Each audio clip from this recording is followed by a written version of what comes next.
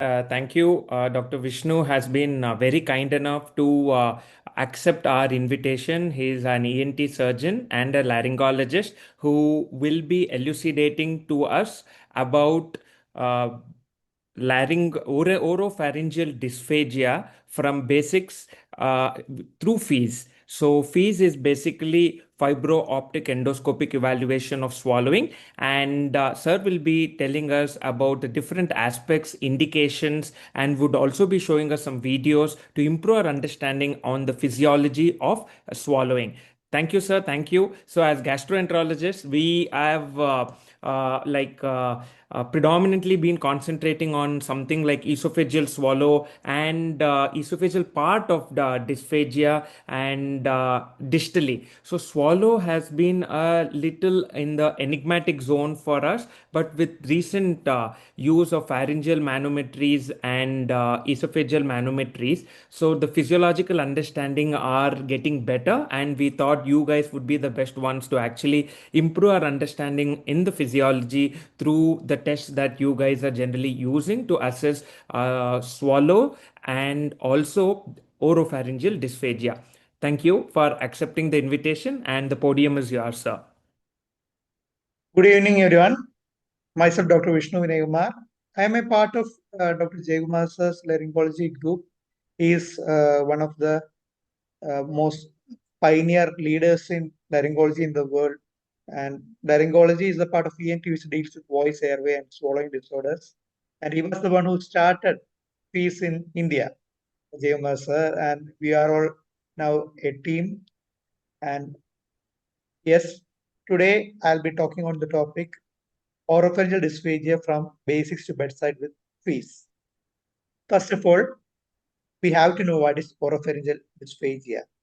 Oropharyngeal dysphagia is a difficulty in transfer of foodballs from the oral cavity through pharynx into the esophagus. This happens when there is impairment in oral preparatory, propulsive, or the pharyngeal phase of swallowing. I'm not talking about esophageal phase here, just the oral and the pharyngeal phase is getting impaired here. And it often occurs together.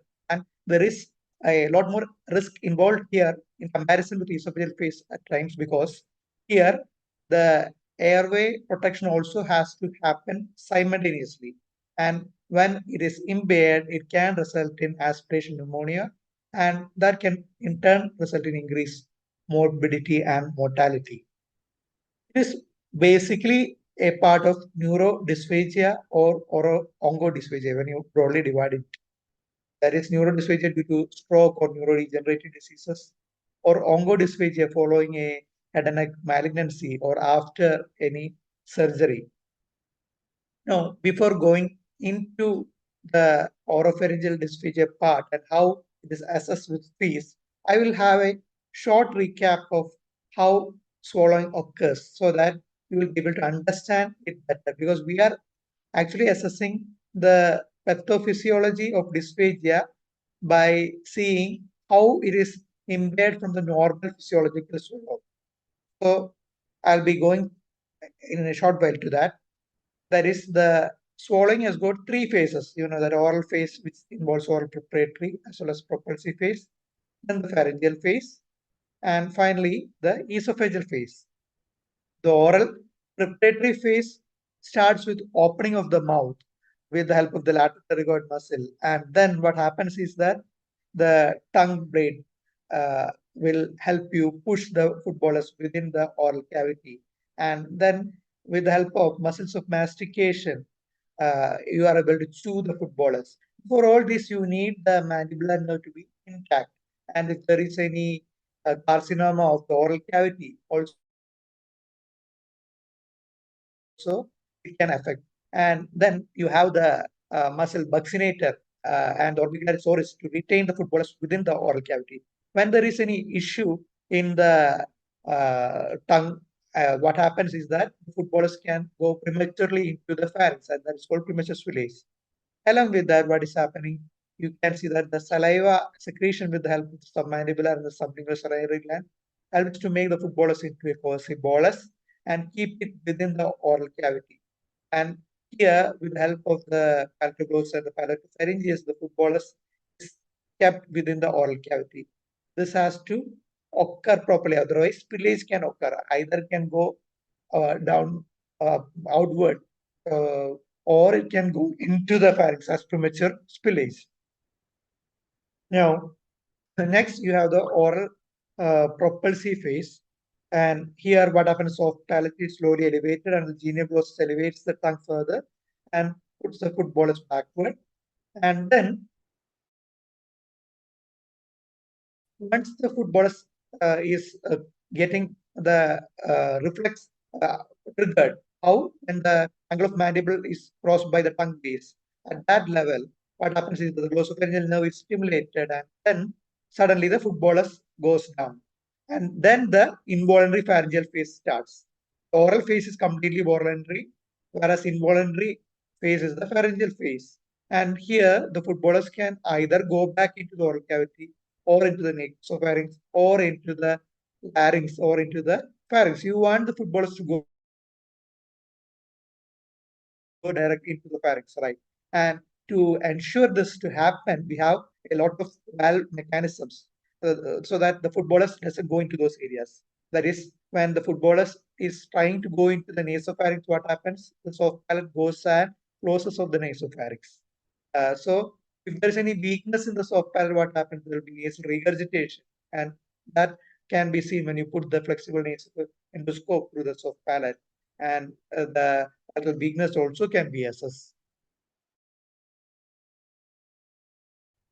Now, again, what else can happen? It can go into the larynx if the laryngeal inlet protection is not taking place properly. Before going to that, let me show you how the food bolus is getting propulsed. You have the tongue base which propulses the food bolus backward in a piston-like action. And for this, hypoglossal nerve has to be intact. Again, as I said earlier, if it doesn't happen properly, one thing that can occur is there is stagnation in the valvicula. Or what else can happen? Suddenly, the food bolus can go into the pharynx, which is called the premature spillage. And then the pharyngeal muscles has to contract, that is the superior, the middle constrictor, and oropharyngeal part of the inferior constrictor. This also can be assessed during fees, which I'll be telling you shortly. And then what else has to happen? You have need in a pressure, a negative pressure within the soft palate. And for that, laryngeal elevation has to take place. And with the laryngeal elevation happening, it happens in an upward as well as anterior direction.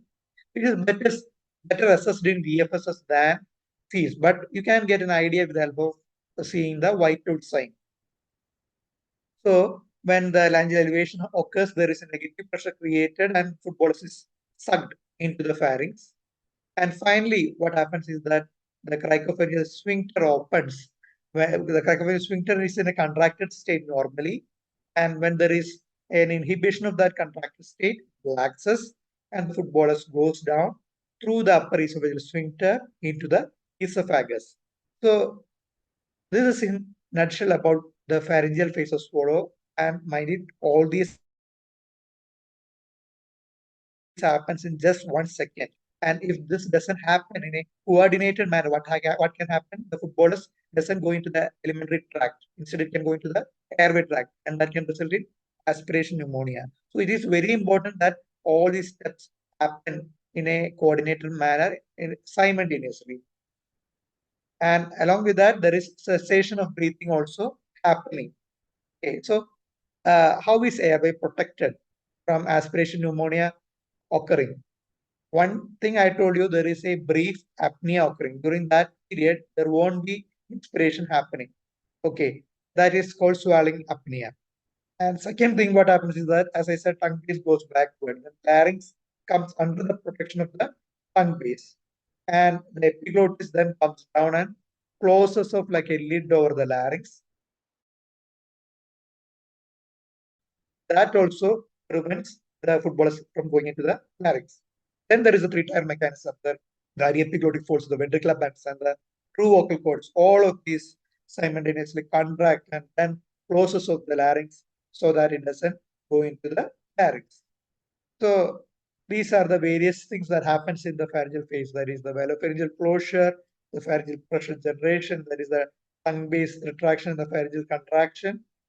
And along with that, airway protection with the help of laryngeal elevation, laryngeal posture, and the cessation of respiration. And finally, the glycophageal relaxation. All these take place in 1 to 1.5 seconds. And finally, you go into the esophageal phase, which I won't be dealing with because here, especially this cannot be seen in the fees also. We are going to talk about fees, but before that, just let me show you all the things that are happening in the normal swallow, which happens. You can see a video fluoroscopic swallowing study where barium is given, and along with that, the video is being assessed. Okay, you can see the soft palate elevating, the tongue base retracting posteriorly, the larynx going upward and anteriorly, and the vocal cords adducting. All these are happening. Now, why fees when you are having VFSS as the gold standard? Problem with VFSS is that for that you need a video fluoroscopic suite, and the suite is actually having a lot of radiation exposure. It is much more than an X-ray, and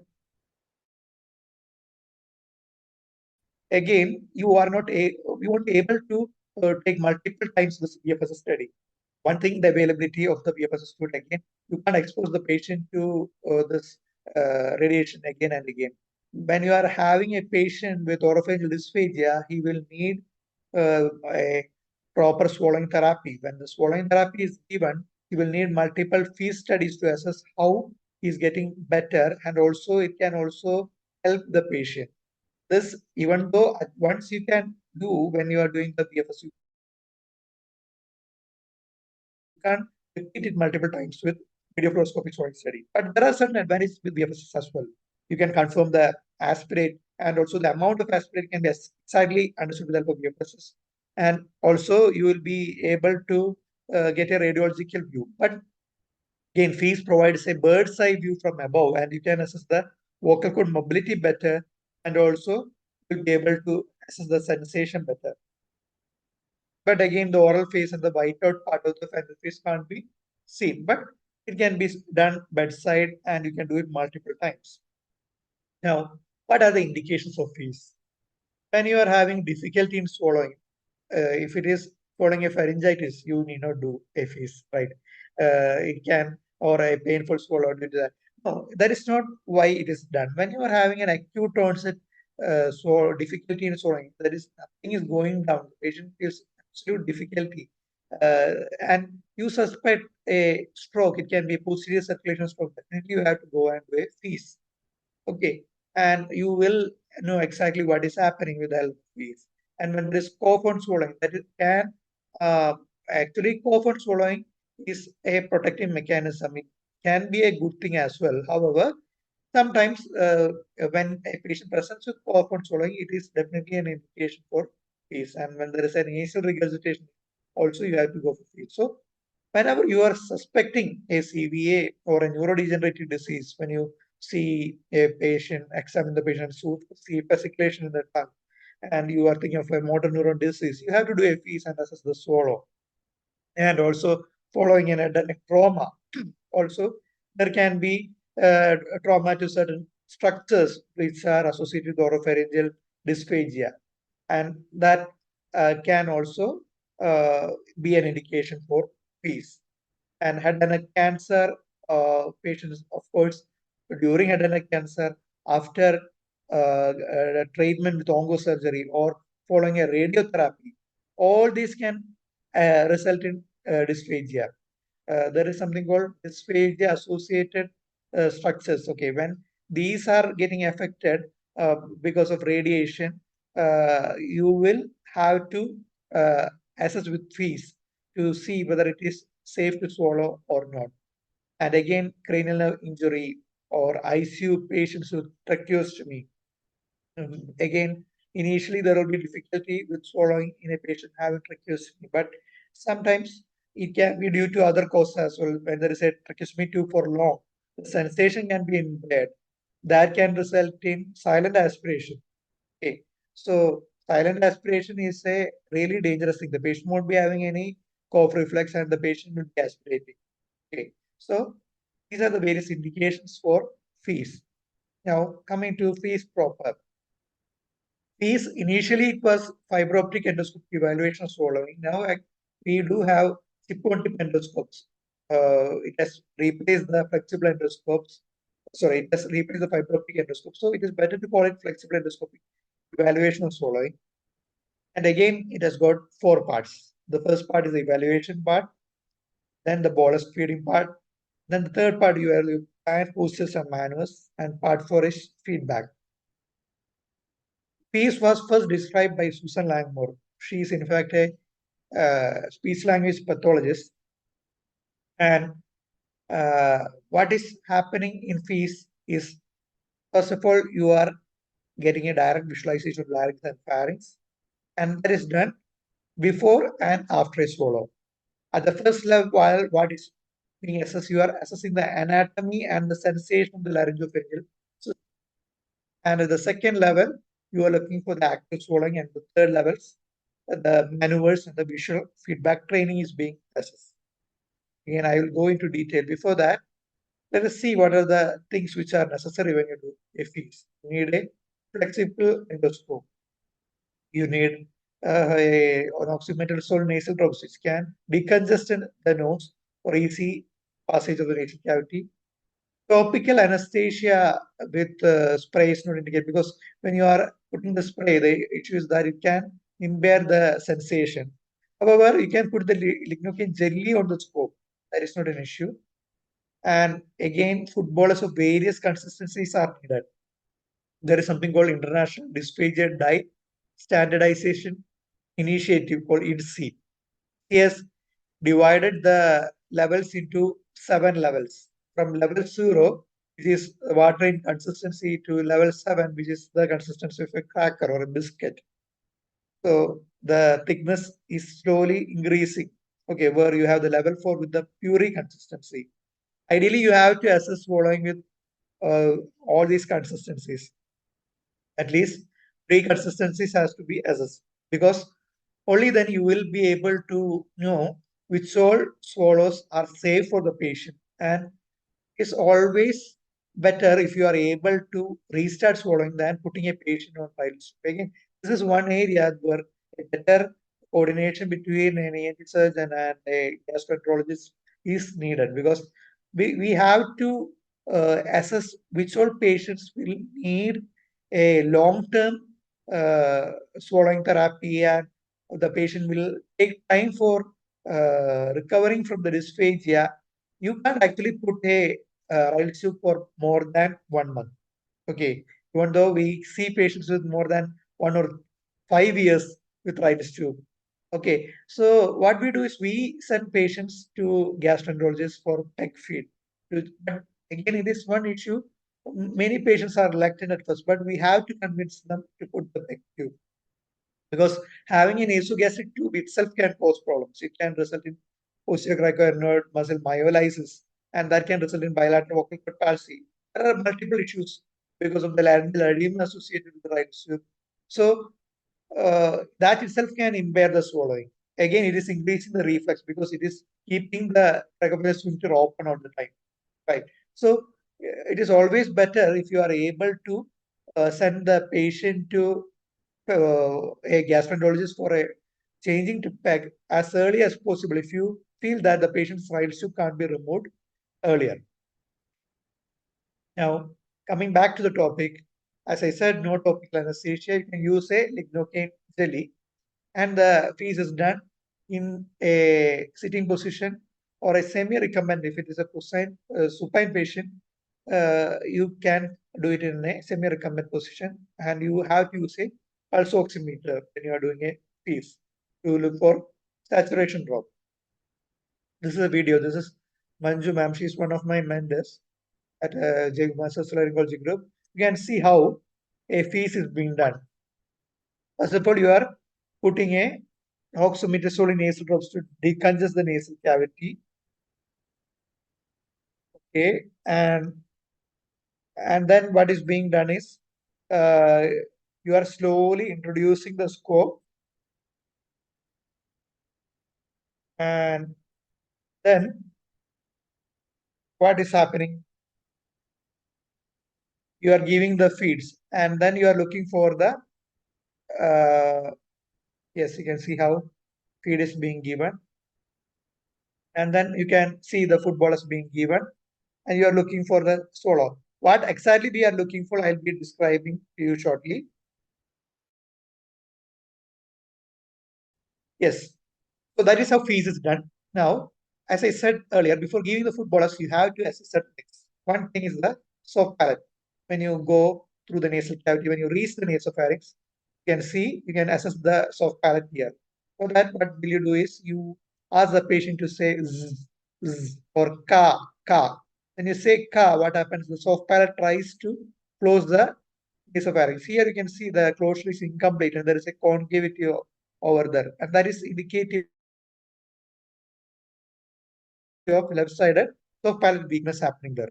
Okay, and in that case, even when you look, you will be able to see the palate weakness while you're examining cranially. But in fees also, you'll be able to assess.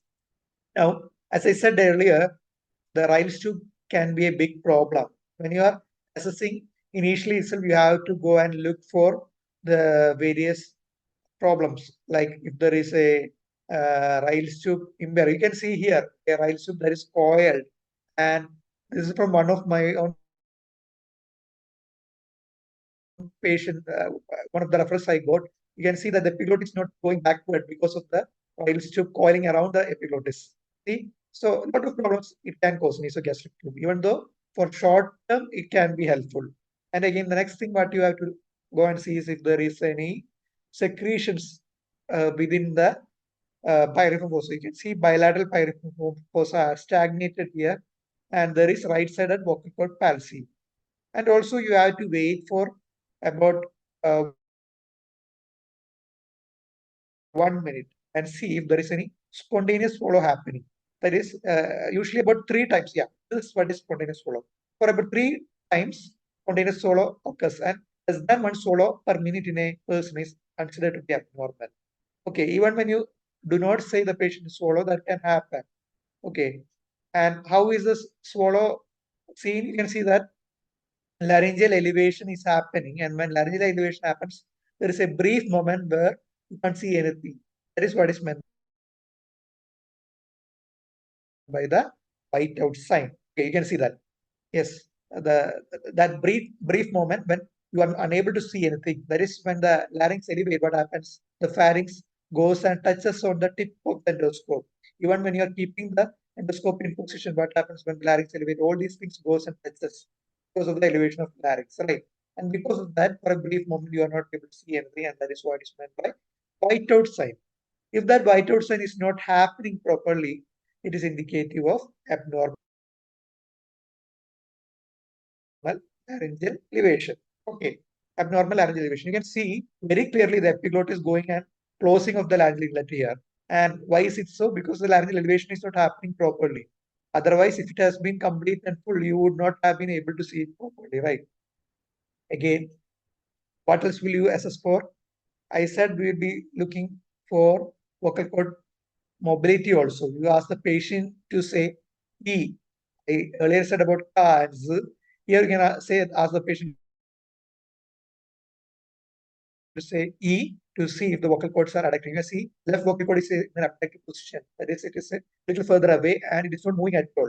And along with that, what else can you see? The left pyriform fossa. Uh, left pyriform fossa, you can see that there is stagnation of saliva happening, and it is quite roomy when compared to the other side. And when you ask the patient to say a forceful, high-pitched E, what happens? E, when you are asking the patient to say that, there should be the thyropharyngeus muscle contraction. The pharyngeal wall, the lateral pharyngeal wall should go and meet the middle pharyngeal wall. It is happening properly on one side.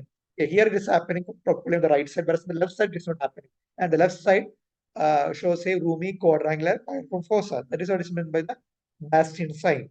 And this is indicative of left-sided thyropharyngeal weakness. That is, in the inferior constrictor, you know that there are two parts, the thyropharyngeus part and the cricopharyngeus part. The cricopharyngeus relaxes when the thyropharyngeus contracts. And if the thyropharyngeus fails to contract, what happens? You will be able to see this roomy quadrangular pyriform fossa, and on doing forceful E, the stagnation still remains, and there is no movement of the lateral pharyngeal wall to the medial side, pushing the bolus downward. Okay, so this is what is meant by the Bastian's sign. Now, what else to be assessed before giving the footballers? You have to assess the sensation. This is again one thing which can't be assessed in video fluoroscopy. I said vocal cord mobility, even though you can get a small idea, you can't clearly see the position of the vocal cord, how much difference it is, and how immobile, whether it is impairment. All this clear idea you can get only with fees, and also the sensation. How is it assessed? You have to take the flexible endoscope and touch the arytenoids. As you can see here, the endoscope is going and touching the arytenoid. You can see that there is a brief adductor response happening, laryngeal adductor response happening here, and that is due to the sensation. Again, if there is an air puff channel in it, you can quantitatively assess the sensation also. You can put puffs of air blast through that and touch the arytenoid. And if there is no sensation happening, or you can increase the pressure. And even with more than 9 mm mercury of pressure, there is no laryngeal adductor reflex. It is severe sensory impairment. And here, what do you see here? Here you can see there is left side of vocal cord palsy, and here there is stagnation on the left side. And here, when I am testing the left side, I know there is no laryngeal adductor reflex at all. Okay, and you can see there is stagnation there. I'm testing there. But on the right side, when I'm testing, what happens? You can see there is sudden jerky movement and laryngeal adductor reflex. So sensation is happening properly on the right side, but left side is not there. So that can be assessed. So these are the various things to be assessed before giving footballers. That is, you can ask the patient to do a dry swallow, ask the patient to phonate, and ask the patient to do repetitive E phonation, then high pitch phonation for pharyngeal closure. Again, when you are asking the patient to do E for laryngeal vocal cord closure, you can ask the patient to sniff to assess the vocal cord abduction also. And for seeing the supralotic closure with the ventricular band, you can ask the patient to cough or ask the patient to do tight breath holding.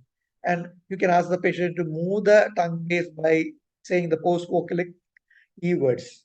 Okay, these are the things to be assessed before giving a food bolus.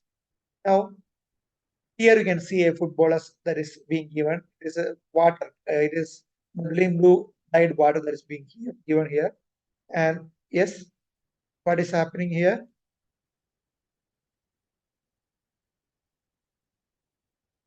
Can see there is no much laryngeal elevation happening. Even though there is, you can't see the proper complete whiteout sign here. Okay, if the whiteout sign is incomplete, it is indicative of incomplete laryngeal closure. It may be due to inconsistent laryngeal elevation happening. Okay, if the laryngeal elevation is inconsistent or if the elevation is incomplete, you won't be getting the proper whiteout sign. And you can see how the footballer is going down. Here, even though there is whiteout sign happening, you can see that there is footballers going before the swallowing is initiated. That is what is meant by premature spillage. This premature spillage happens when there is apraxia or agnosia, or even when there is a tongue-based weakness, as in a hypoglossal palsy, when the patient is so before holding it in the oral cavity properly in the oral phase, it just goes down into the pharynx. That is what is meant by the premature spillage. And this video, you can see the foot bolus is going down into the laryngeal inlet, but there is no proper sensation there. When it reaches the vocal cord, suddenly the patient is able to cough. So here again, you can see that the patient is having a good sensation above, but not below. So the patient is having penetration, but no aspiration. You have to assess the penetration aspiration scale also while doing a piece. That is, you have to see whether the football is entering the airway. If at all it enters the airway, whether it remains above the vocal folds, and if at all reaches the vocal cord, if it is ejected from the airway. If it doesn't get ejected, here you can see that the material has entered the airway, contacted the vocal folds, and it is ejected from the airway. So it is PAS score 4. If it contacts the vocal folds and it is not ejected, it is 5. Up to 4, it is safe. Swallow. Okay. But below 4, it is not actually safe. But with swallowing therapy manners, you can actually make the swallow safe. That is why there is a increased need for people who study this branch of deglotology, whether it is ENT surgeons or gastro swallowing pathologists. There is a need for increased training in this area. Okay, and again, the material which passes below the vocal folds, whether it is ejected by the larynx or not, also has to be assessed. Like that, you will be able to assess the various scores. Up to 8, there is the penetration aspiration scale. Now, what do you see here? You can see that there is stagnation in the vallecula, of course. Along with that, there is stagnation in bilateral pyrophofossa, and again, you can see there is some penetration and aspiration happening. Here, there is proper laryngeal elevation taking place, with, as you can see by the white outside happening. So why does this happen? When there is a primary cricopharyngeal dysmotility, what happens is that the footballers will not be going downwards. Okay. It will be going stagnating on bilateral pyrophossa, and then it goes into the larynx. Even the patient will be giving a history where the patient has difficulty in swallowing liquids more than solids. Solids, the patient may be able to swallow because solids can push the cricopharynx to open at times, but liquids, the patient will be having difficulty. Okay. And along with that, what else will be the history of the patient? The patient uh, won't be able to take water by uh, extending the neck also. It will be difficult for the patient, and that can also result in off. And again, another thing is that when you're doing a clinical swallowing evaluation in such patients, when there is more than 30 ml of swallow being given, only then the patient will have difficulty, because the capacity of each pyrophore sinus is 15 ml. So when both the pyrophore sinus are loaded with footballers or water only, then the thing will go into the laryngeal inlet and the patient will start coughing. Okay, so primary cricopharyngeal dysmotility can present like this. And yes, here what do you see here? Here you can see that the whiteout sign is not happening. You can see the epiglottis completely during the swallow, right? And because of that, the stagnation is happening. That is called secondary cricopharyngeal dysmotility. When there is a pontine infarct, what happens? The trigeminal nerve as well as the facial nerve is involved. And because of that, what happens is that the laryngeal elevation muscles, the suprahyoid muscles are affected. And because of that, the laryngeal elevation upward and anteriorly won't happen properly. And without laryngeal elevation taking place, the cricopharyngeal sphincter won't get stretched. Only when it gets stretched properly, it can relax, and then the footballers can go downwards. So that also can result in the uh, bilateral pyrophofossa pooling. But here, along with that, there will be impaired laryngeal elevation. And here you can see the stagnation in the vallecula happening because of the tongue base dysfunction.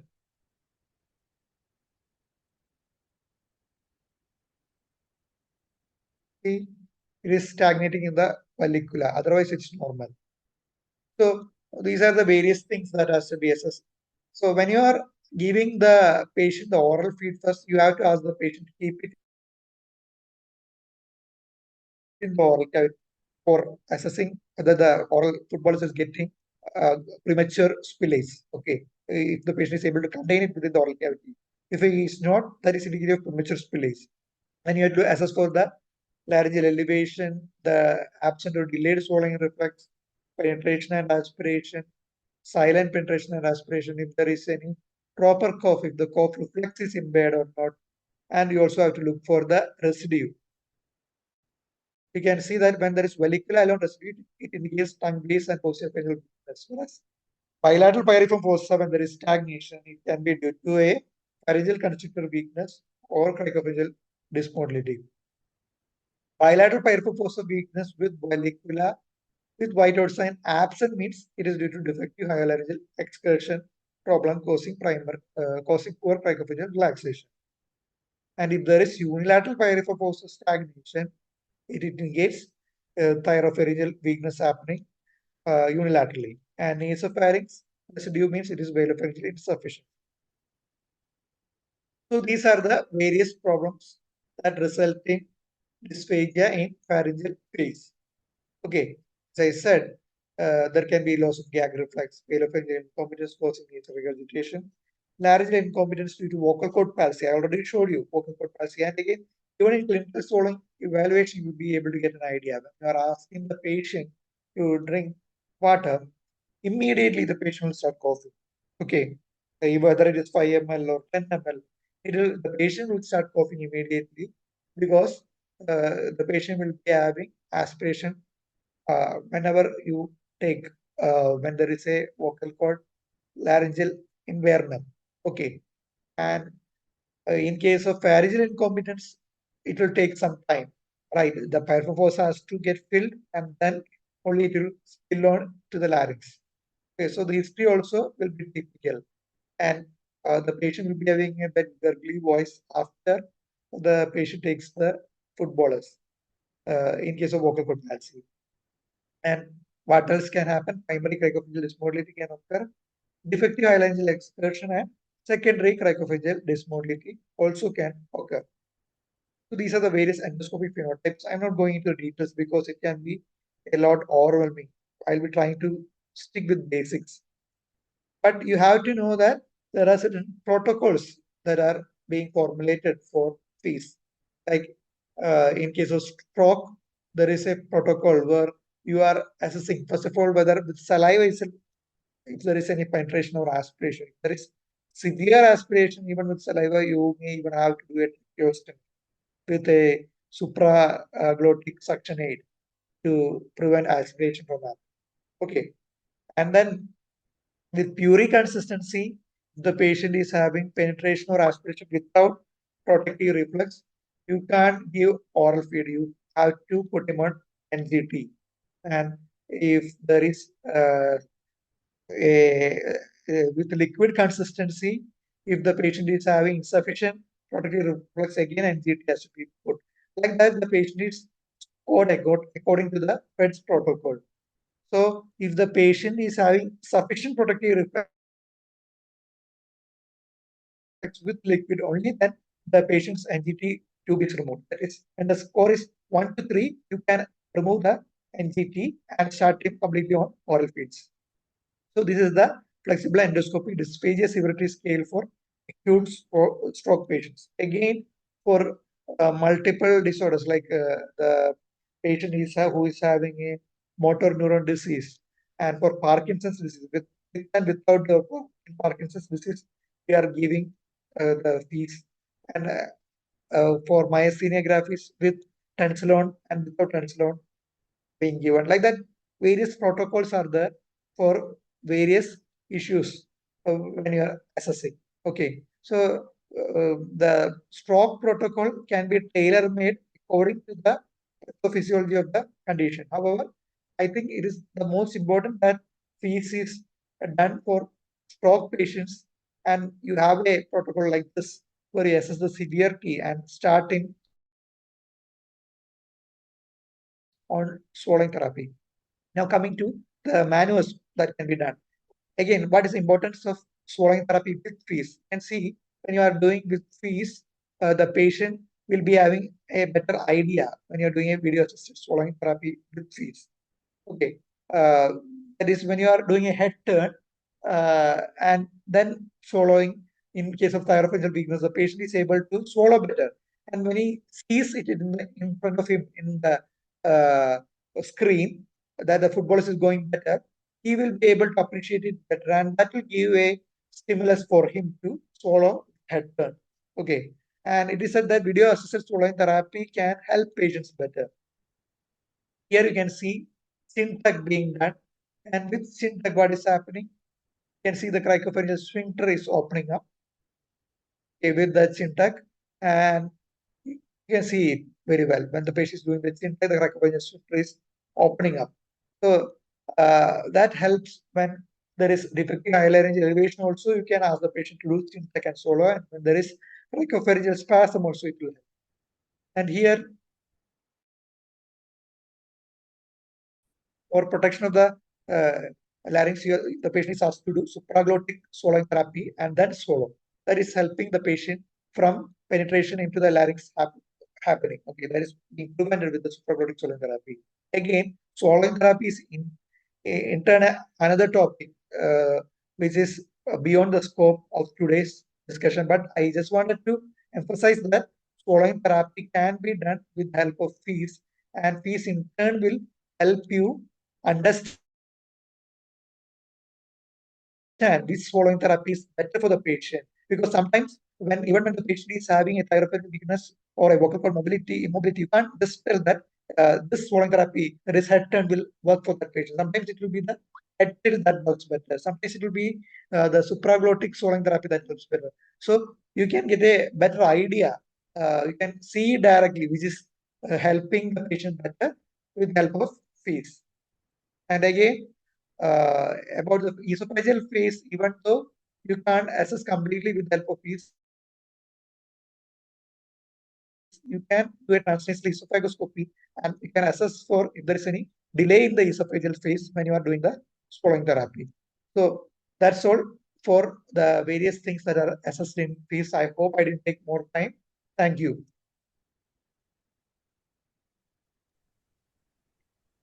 Great, sir. Amazing discussion. So many awesome videos to actually understand the complex physiology of swallow, let it be the oral phase, and how food is not allowed inside the larynx, complete closure, and how the elevation actually grabs the food from the other end, all happening just in split seconds. So that the speed at with it's happening and such complex physiology that happens is what is really astounding. So how the interest on swallow actually started for me personally was like we were being called. We have a very good PMR department in Bangalore at my hospital. So there were a lot of peg tube placement being done, and most of the time they come with varied histories. So there would be history of rice tube being placed from a long time, being referred from different hospitals, and then usually the fee study being done, and then telling that yeah, we will need a peg tube being placed now. So that is when we would be called. So many of the times, like when it happened in the same room, I was there watching the fee studies happening, and to see the complexity of what's happening, what is this white out phase, what's really happening, then we understood that what happens after esophagus are all slow motility. What really happens above is much faster. So, sir, thank you for making this complex physiology as simple as possible for us to understand too. Really hats off for the wonderful job done. Thank you once again. Um, Now, just a few things to make sure that somebody who has no idea about fees will start understanding about it. Sir, you mentioned, Dr. Vishnu, you just mentioned that after passing through the nasal orifice, you will be able to see the structures and will be able to assess the physiology. So, while we are doing this, what is the anatomical orientation? So, it left is on the left side, right is on the right. You're able to see the bilateral pyriform fossas and the vallecula. So, can you, like, as soon as we go in, first we have to make a good rotation to get the actual. See, when we do an endoscopy, actually, we are all the other way around when we enter through Ah, the yes, yes, I endoscope. understood. So, Yes, our yes. anatomical area is entirely kind of a different Ah, okay, side. okay, I understand So now. yeah, so for just few of them, so that when they are able to see it, it's entirely the other side which we do while an endoscopy is being done. So can you just show us back to some picture and just tell the anatomical orientation? So that would be great. Yeah, yeah, I'll show you. I'll show you this.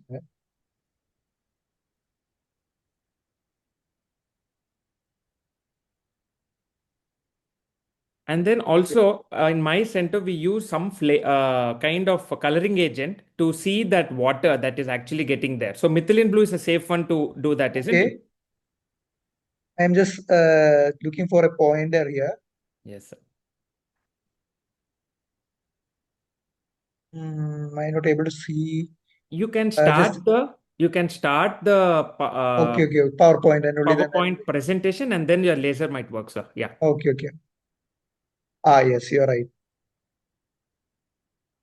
Yes. So this is the epiglottis here. You can see the arytenoids here. This is the left vocal cord, and this is the right vocal cord. Okay. So you may get confused because here it's the ulta image coming, right? Yes. So uh, because here we have rotated it the other way.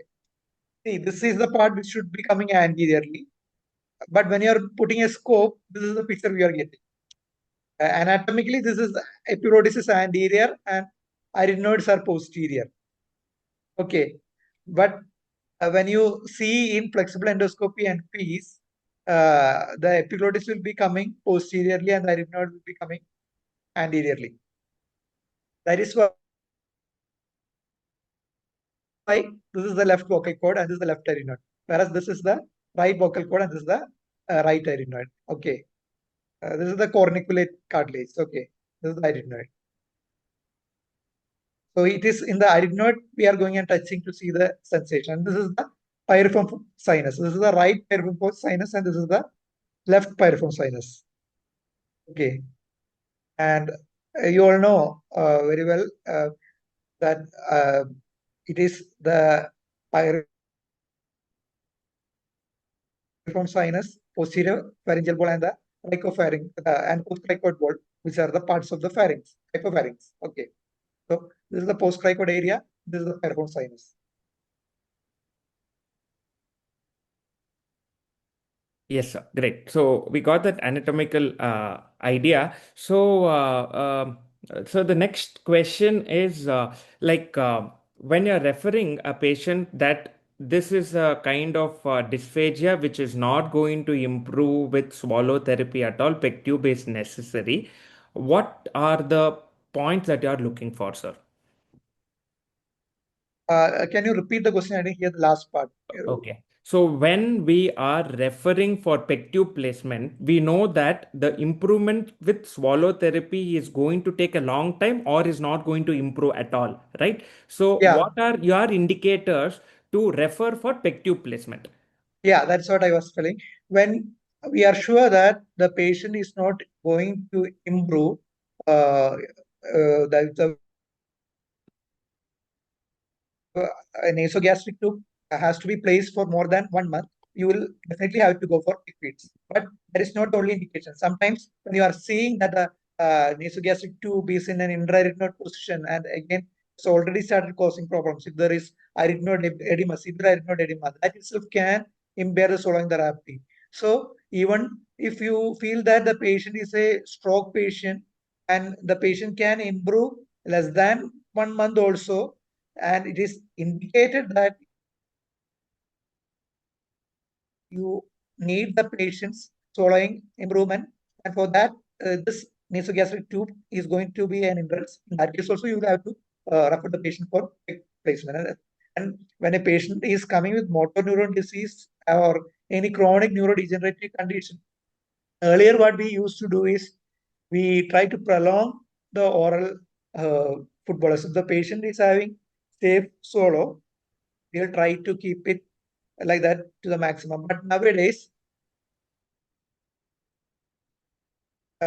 recently, when I discussed with the neurologist in my hospital, he's saying that he's actually the Kerala Association of Neurology Secretary, Dr. B.T. Haridasari, pointed out an article to me, which I thought was sensible. He said that because the respiratory insufficiency due to motor disorders can affect the diaphragm, you are not placing the peg early, what will happen is that if you are waiting for the motor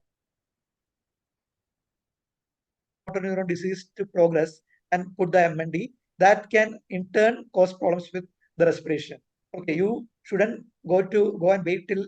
So what you can do is you can put the peg earlier, even when the patient has not started having problems with the safety of the swallow, you can actually ask the patient to get a peg tube placement done in neurodegenerative diseases, because if you feel that if the neurologist feels that the condition is going to progress soon and can affect the respiration. I hope you got my point. Okay. Absolutely, sir. That's exactly why I asked this question also. The moment, what I have personally noticed in few of the cases is peg tube is being placed. One important thing that starts happening is the nutrition buildup occurs much faster than just on Ryl's tube. So many of Yeah, these of course. patients have responded much better for swallow therapy after peg tube has been placed, and they quickly come back within 2 months to 3 months for peg tube removal, which is again an easy procedure. But that started happening. So I was wondering, I was wondering, is it because of the calorie improvement that's actually happening to the patient, which is giving them enough time for rehabilitation, or the Ryle's tube itself is a hindrance there for the swallow therapy, because of which the swallow therapy was not working for the patient? So these were all the Yes, doubts exactly. which we were having, because I was called for removing peg tube frequently once it was removed for a chronic patient on Ryle's tube who was unable to swallow. So that's the reason. Yeah, so I think there should be a joint initiative by otorhinolaryngologists as well as gastroenterologists, and we have to educate more and more neurologists. Again, there are a lot of neurologists who are well versed in this field. They know the importance of sending patients for initiating on the swallowing therapy as well as putting him on peg feeds. But there are still some people who really doesn't know about these facts. So it is important that more and more such CMEs are conducted focusing on neurodysphagia. Absolutely, sir. That is need of the hour, like you said. So great, sir. Amazing. So we thank you for the ideas. Definitely, we will be having one more talk on video fluoro swallow study also. So VFSS, and then even maybe an extended session one on swallow therapy too, because the understanding of chin tucking, tilting, and then what all are happening with the swallow and some improvement could actually translate to a clinically significant impact for the patient. Of late, what we can see statistically is the elderly population is increasing in the country, and so is the burden of Of course. Plus neurodysphagia biophagia itself is, yeah, plus rehabilitation. biophagia. Yes, sir. Uh, So, uh, the population is increasing, and the rehabilitation burden for the country is also increasing. And this is a place where real impact could be made for the morbidity of the patient. So, really important session you have started for us. Thank you very much. And then let me see if there are any questions. So, a few of them want the recordings to be put up later. Yes, that will be surely done. And yeah, let me see through some of the questions. Yes, sir.